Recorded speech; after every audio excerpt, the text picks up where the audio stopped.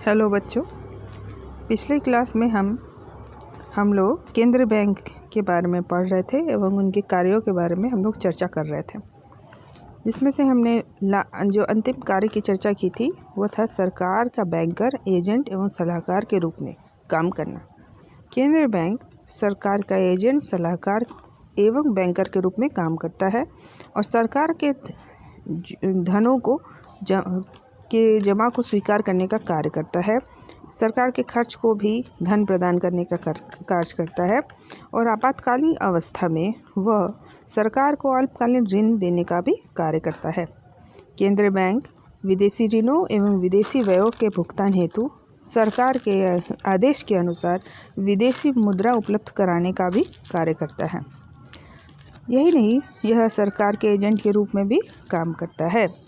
केंद्रीय बैंक राष्ट्रीय ऋणों की व्यवस्था करता है तथा राष्ट्रीय ऋणों का लेखांकन करने का भी कार्य करता है।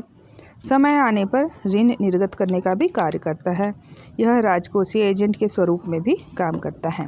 केंद्रीय बैंक सरकार की ओर से विश्व बैंक एवं अंतर्राष्ट्रीय मुद्रा कोष आदि जैसी अंतर्राष्ट्रीय संस्थाओं का सरकार की ओर से प्रतिनिधित्व करने का भी कार्य करता है। अब हम पढ़ेंगे केंद्रीय बैंक के साख नियंत्रण के कार्य। केंद्रीय बैंक व्यावसायिक बैंकों द्वारा साख सृजन के कार्य को नियंत्रित करने का भी कार्य करता है।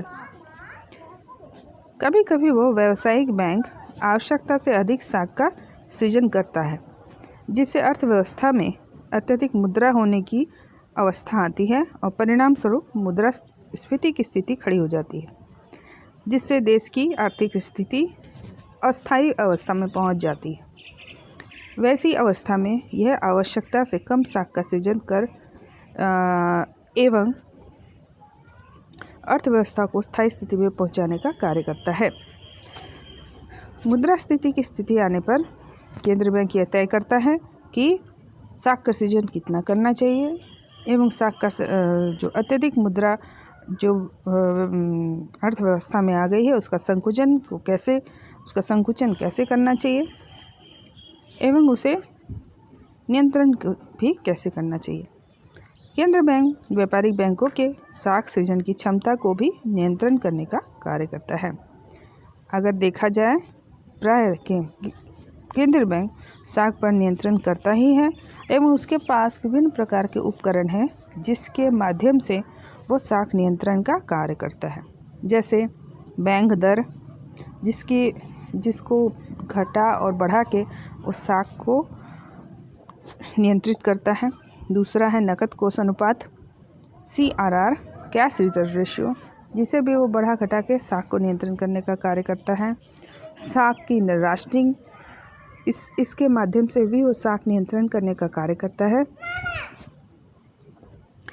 एवं खुले बाजार की नीति, जिसके माध्यम से भी वो साख नियंत्रण करने का कार्य करता है। इसके अलावे केंद्रीय बैंक मुद्रा के मूल्य को स्थिर रखने के लिए भी कार्य करता है। देश में मुद्रास्फीति या मुद्रा संकुचन की अवस्था न आए, इसलिए केंद्रीय बैंक सदैव यह ध्यान रखता है कि मुद्रा का जो मूल्य है वो स्थिर बना रहे। इसके अलावा सरकार की मौद्रिक नीति को केवल सफल बनाने का भी कार्य करता है। केंद्रीय बैंक द्वारा बनाई गई मौद्रिक नीतियों को जिसे क्रियान्वयन करता है, परंतु अर्थव्यवस्था में सफल क्रियान्वयन एवं संचालन हुआ है कि नहीं, इसको देखने का कार्य भी केंद्रीय बैंक करता है। केंद्रीय बैंक सरकार की मौद्रिक नीति को सफल बनाने में एक अहम भूमिका निभाता है। केंद्रीय बैंक आंतरिक एवं विदेशी विनिमय दर में भी स्थिरता लाने का कार्य करता है। देशी व्यापार को सुचारू ढंग से चलाने के लिए, विदेशी व्यापार को लाभप्रद बनाने के लिए यह व्यापार संकुचन एवं भुगतान से इसको अनुकूल बनाने के लिए भी कार्य करता है। इस प्रकार केंद्रीय बैंक आंतरिक एवं विदेशी विनिमय दर को स्थिर बनाने का कार्य करता है। आर्थिक सूचनाएं एवं आंकड़े एकत्र करने का कार्य केंद्रीय बैंक के द्वारा किया जाता है। केंद्रीय बैंक समय समय पर आर्थिक वित्तीय सूचनाएं एवं आंकड़े देश के भीतर क्या है एवं विदेशों से एकत्र किए गए उनके कार्य के आंकड़े को भी संकलन करने का कार्य करता है। केंद्रीय बैंक प्रायः मूल्य स्तर, उत्पादन, राष्ट्रीय आय, विदेशी विनिमय बैंकिंग, राजस्व, सरकार के व्यय एवं ऋण से संबंधित आंकड़ों को भी एकत्र करने का कार्य करता है। इसके अलावा वह इसी मूल्यांकन के आधार पर आर्थिक विकास से संबंधित एवं आर्थिक विकास की गति को बढ़ाने से संबंधित विभिन्न प्रकार के आर्थिक नियोजन को करता है और इसका धरातल में इसे उतारता है। इसके अलावा जो एक और केंद्रीय बैंक के कार्य हैं वो है विकासात्मक कार्य।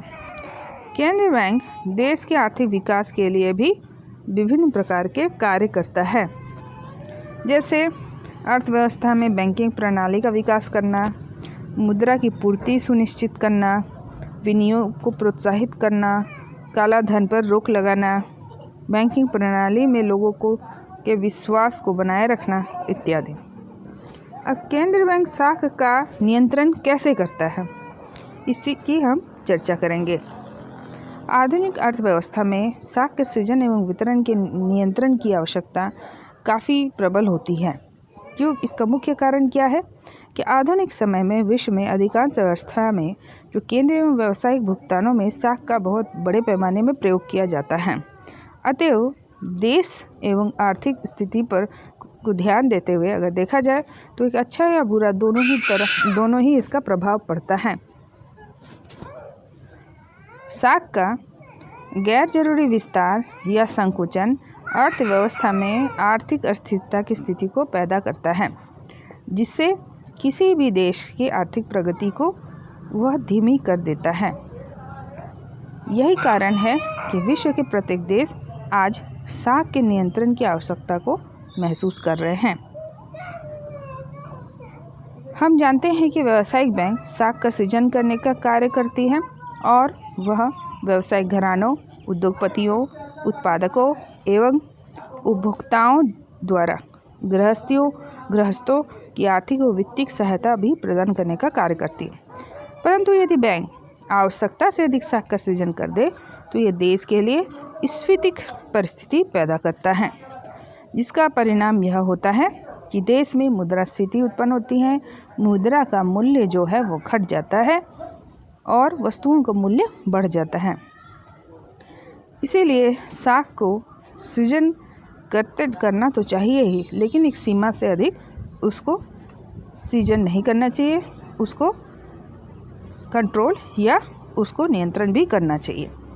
ऐसी मुद्रास्फीति अवस्था में साख को नियंत्रण किया जाता है और साख का नियंत्रण करना अत्यंत आवश्यक है, क्योंकि अत्यधिक साख का सृजन करना देश किसी अर्थव्यवस्था के लिए खतरनाक होता है। अर्थव्यवस्था के विकास की गति को तीव्र करने के लिए यह आवश्यक है कि देश में साख मुद्रा की मात्रा को नियंत्रित किया जाए।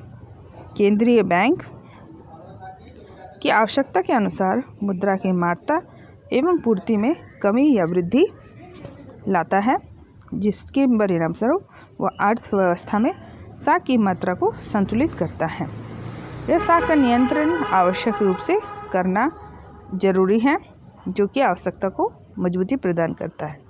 अर्थव्यवस्था में आवश्यकता के अनुसार साख की पूर्ति में संकुचन अथवा वृद्धि दोनों को ही करना जरूरी है, जिसके लिए साख का नियंत्रण करना बहुत आवश्यक है।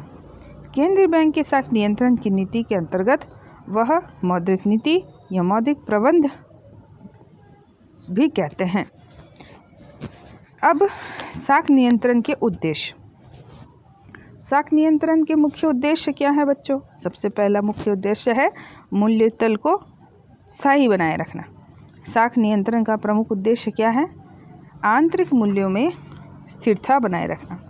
किसी भी व्यवसाय एवं उद्योग को ऐसी अवस्था में प्रोत्साहन मिलता है, अर्थव्यवस्था में आम लोगों का विश्वास आता है और लोगों की आर्थिक स्थिति प्रबल होती है, सबल होती है और देश का आर्थिक कल्याण होता है, जिसके परिणाम स्वरूप आर्थिक विकास की गति को तीव्रता मिलती है। दूसरा क्या है? विनिमय दर को स्थायी बनाना। जिसको हम लोग कहते हैं stabilisation of rate of exchange. विनिमय दरों में स्थिरता लाना भी साख नियंत्रण का एक प्रमुख उद्देश्य है। यदि विनिमय दर में अधिक परिवर्तन होगा तो इससे क्या होगा, विदेशी व्यापार के विकास में अनेक प्रकार की बाधाएं उत्पन्न होगी। विभिन्न राष्ट्रों के मुक्त पूंजी प्रवाह में बाधा उत्पन्न होने के परिणाम स्वरूप, विनिमय दरों में जो बाधा उत्पन्न होगी उसके परिणाम स्वरूप हमारे देश का आर्थिक विकास रुक जाएगा, अवरुद्ध हो जाएगा। इसलिए विनिमय दर में भी स्थिरता प्रदान करनी चाहिए और जिसको करने में ये साख नियंत्रण हमारा मदद करता है। आय एवं रोजगार के स्तर को भी बनाए रखता है। आय एवं रोजगार के उच्च स्तर को बनाए रखने के लिए भी साख नियंत्रण करना आवश्यक है। साख का संकुचन हो जाएगा तो परिणाम स्वरूप क्या होगा, उद्योगों को पूंजी की कमी हो जाएगी। फलस्वरूप उद्योग अपने विस्तार एवं स्थापना की गति मंद कर देंगे और अर्थव्यवस्था में आय एवं रोजगार में गिरावट होने लगेगी। चौथा है आर्थिक विकास। साख के द्वारा पूंजी उपलब्ध कराई जाती है जिससे आर्थिक विकास होता है। पूंजी का मुक्त प्रवाह के लिए भी साख होना भी जरूरी है और अत्यधिक प्रवाह न हो इसके लिए साख नियंत्रण भी जरूरी है। एक सीमित मात्रा में साख का प्रवाह होना देश के विकास के लिए एक टॉनिक की तरह कार्य करता है। साख नियंत्रण करने के जो तरीके हैं, मुख्य रूप से उसके 2 तरीके हैं, परिमाणात्मक तरीके क्वांटिटेटिव मेथड्स और दूसरा है गुणात्मक तरीके क्वालिटेटिव मेथड्स। इसकी व्याख्या हम अगले वीडियो में करेंगे।